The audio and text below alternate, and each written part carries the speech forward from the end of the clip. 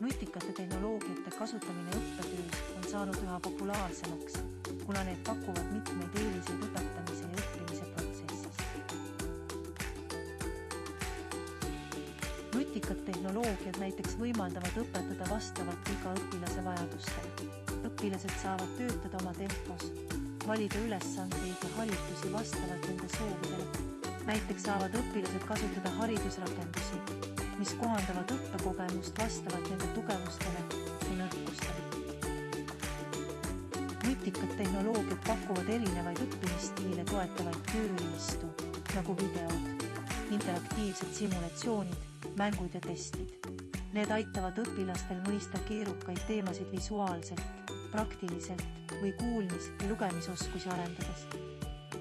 Nutikad tehnoloogiad võimaldavad õpilastel õppida kõikjal ja igal ajal, mis on eriti kasulik, kui on vaja distantsõpet või kui õpilane ei saa füüsiliselt kooli minna.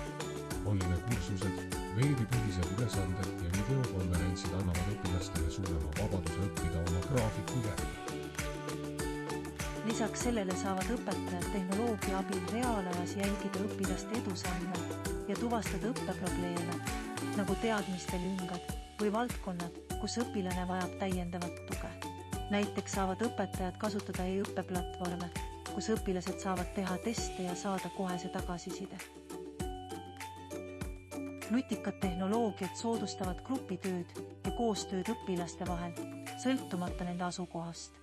Näiteks saavad õpilased kasutada veebiplatvorme ja rakendusi, et koostada projekte, jagada ideid ja suhelda üksteisega.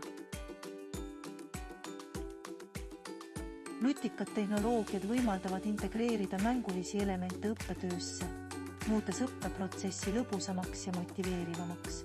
Õpilased saavad õppida läbi erinevate haridusmängude, võistluste ja interaktiivsete ülesannete, mis suurendavad nende kaasatust ja motivatsiooni.